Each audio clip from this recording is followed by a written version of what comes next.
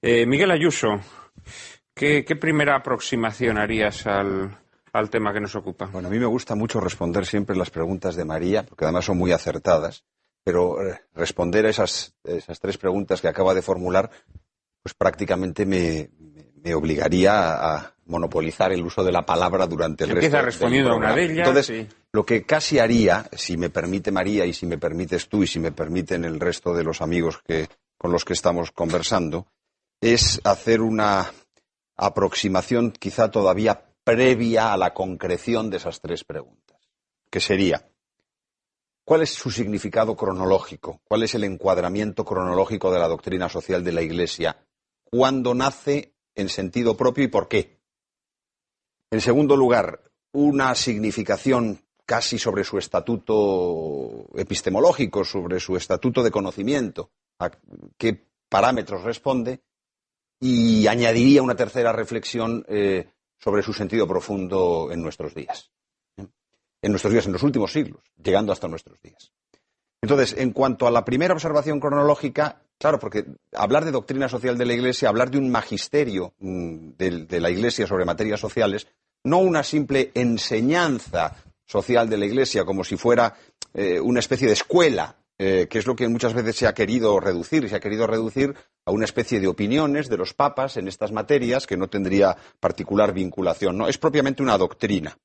Y esta doctrina de la Iglesia sobre materias sociales, ¿por qué surge a finales del siglo XIX en sentido propio? ¿Es que no hay enseñanza de la Iglesia sobre cuestiones sociales y políticas anterior? Sí existe. Sí existe. Lo que ocurre es que de una manera corporeizada y orgánica tenemos que esperar a fines del siglo XIX.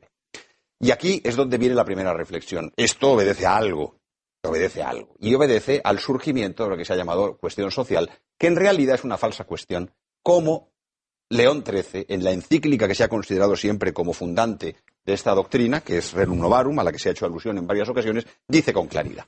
El número 1 de Rerum Novarum nos dice que el afán de novedades, que había destruido y descarrilado el orden político, no podía no tener su influjo posterior sobre el orden a él conexo de las materias económicas. Esto es muy profundo, porque lo que dice León XIII es que en realidad es la revolución política que ha deshecho la entraña del orden político y del gobierno de las naciones, la que necesariamente conduce a una situación trágica de materias económicas que es preciso afrontar. Más aún, en León XIII, en otros parágrafos de la misma encíclica, el cuadro se completa todavía. No es solamente una especie de conexión revolución política, revolución social, cuestión económica, cuestión obrera, sino que se va mucho más allá. Es la revolución intelectual que León XIII conecta con el protestantismo, lo cual es muy interesante también, claro está, porque ese es donde está el origen de la civilización moderna y, por tanto, del descarrilamiento de la civilización moderna. Hace una conexión revolución intelectual, revolución política, cuestión social. Y por eso ahí podemos decir que nos encontramos propiamente con un corpus doctrinal dedicado a ello. En segundo lugar, algo sobre el estatuto epistemológico de la doctrina social de la Iglesia. En realidad pertenece al id y enseñad.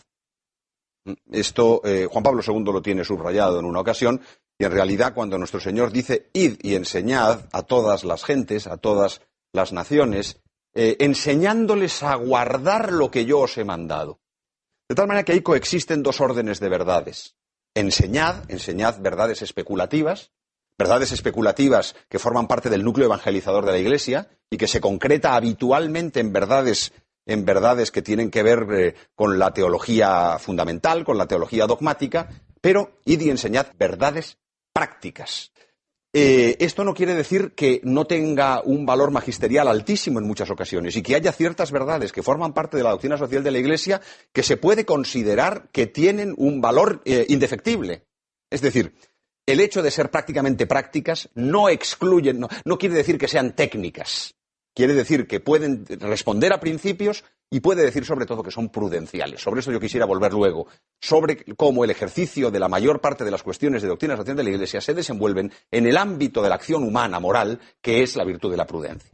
Y que tiene una acción terminativa en la justicia, pero que no se puede desligar de la prudencia, que en el fondo es la más humana de las virtudes.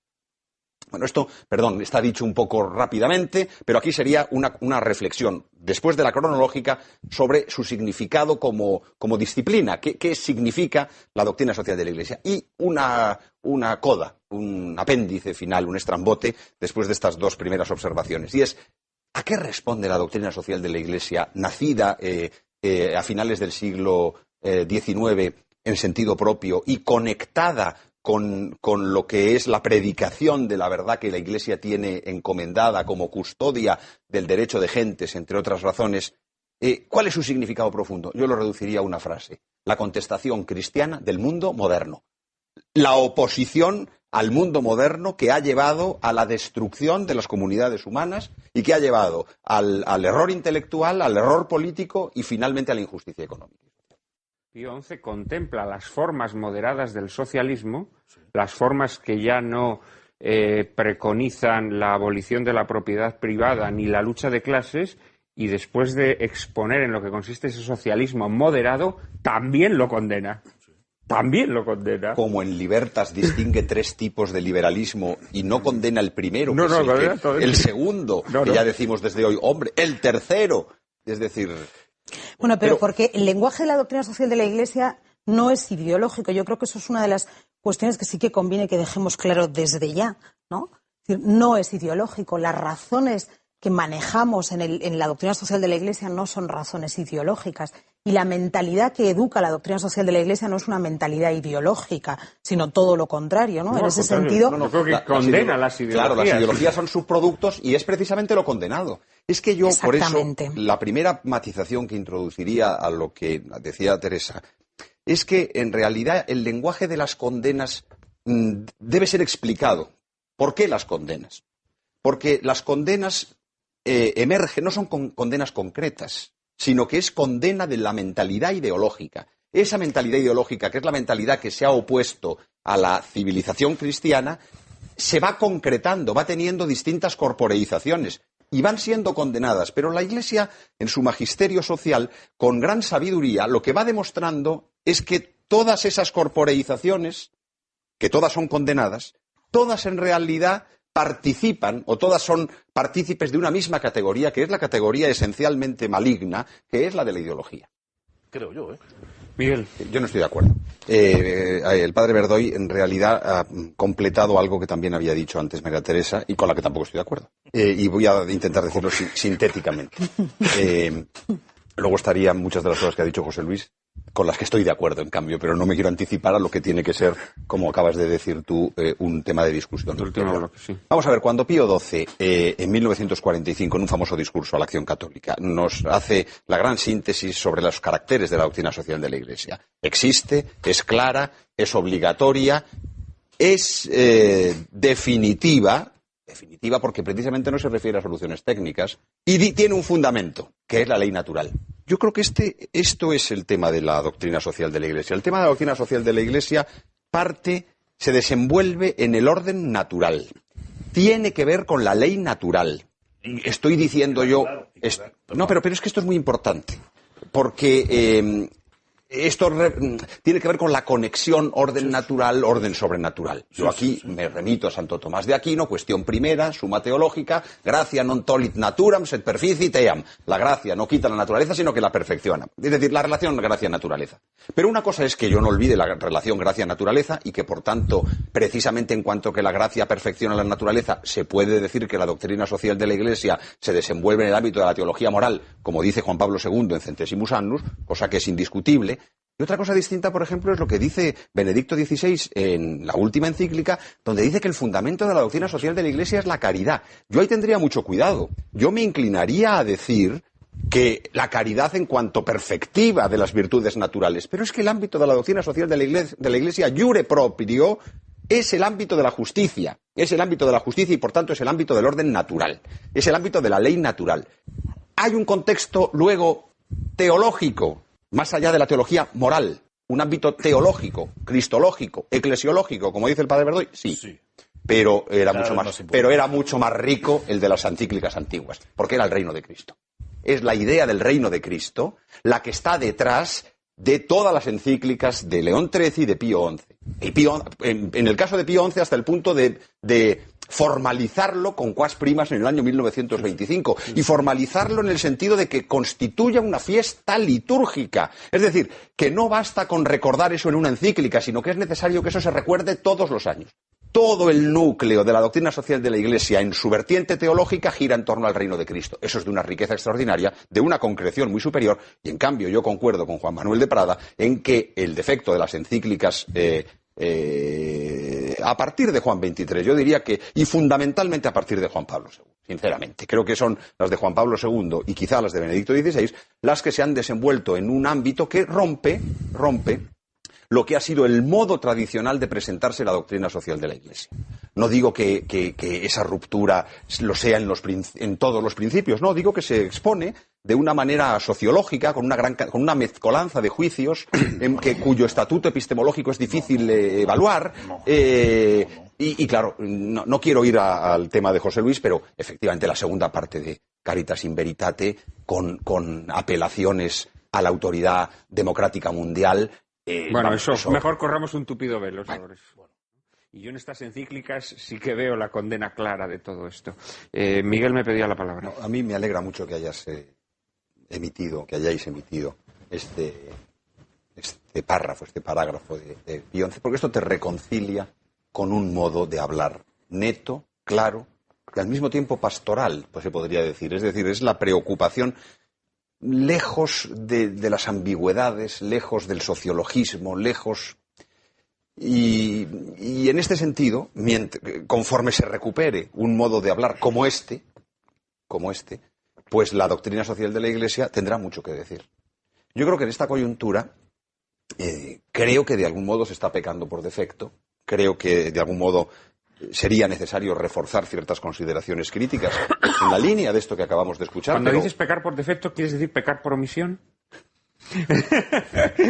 ¿O solo pecar por defecto? No, pienso que por defecto, porque por omisión no es que se omita completamente. Lo que pasa es que lo que se dice es incomprensible, es vago, es insuficiente, hay una mezcla de consideraciones que hace que no sea eficaz. Yo creo que hay que hacer una denuncia clara de una economía convertida en crematística, que ya no es economía, que ha dejado de ser economía. Esa distinción la establecía Aristóteles perfectamente. Sí, claro. Sí, no es de mi coleto, vamos, ya quisiera yo. Se trata de una. Pero está bien que se la indiques a los espectadores lo que es la economía y lo que es la crematística. Ya no la economía, en realidad, el oikos nomos, el orden de la casa, se trata de la administración de la escasez frente a toda esa crematística basada en el dinero, en la que se funda una especie de expectativa utópica e imposible de desarrollo permanente y de desarrollo ilimitado. En este sentido, pese a todos los límites que se hayan puesto en las encíclicas, por ejemplo, Populorum Progressio, pues son siempre insuficientes, porque parece que lo que se quiere es tomar la bandera del desarrollo, en vez de tomar la bandera de la administración leal, la bandera de la casa, la bandera de la propiedad familiar, la bandera de la propiedad colectiva, la bandera del trabajo. Es decir, las banderas ligadas a la familia, ligadas a la propiedad pequeña, ligadas. Y no tanto los grandes procesos, ¿no? Y hay otras muchas cosas que son obligadas a decir. El tema de la usura, ¿no? Es decir, la Iglesia durante muchos siglos mantuvo una condena de la usura clarísima, hasta que empezó a aflojar por una serie de circunstancias. Y luego, dos observaciones. Una, a la llamada a ser mejores que hace el padre Verdoy. Claro, eso ninguno de los aquí presentes artesanos podemos cuestionarlo. No. Ahora bien, lo que yo sí quisiera subrayar es que eso, desligado precisamente hay que volver a la conexión gracia-naturaleza. Es que si no podemos caer en el fideísmo, podemos decir, no hay que ser buenos. Sí, hay que ser buenos, claro está. Y tenemos que inundarlo todo con nuestra. Porque uno de los problemas que nos encontramos ahora es que de alguna manera estamos todos imbuidos y somos todos cómplices, todos formamos parte de esta vida y de estos mecanismos, ¿no? Pero yo por eso creo que lo que es muy importante es subrayar, más allá del hecho del esfuerzo por ser mejores y ser mejores cristianos, el esfuerzo por pensar las fórmulas adecuadas para que desde el punto de vista de la institucionalidad y del orden de las cosas y del orden natural, el cambio se pueda producir. Y una segunda observación respecto del tema del lenguaje, que yo no comparto. Yo no comparto la observación que ha hecho el padre Verdoy, que me parece que también Teresa Comte compartía, respecto de hay un lenguaje que hoy no se comprende y entonces nosotros tenemos que modificar el lenguaje para adaptarlo al lenguaje de lo que es comprensible.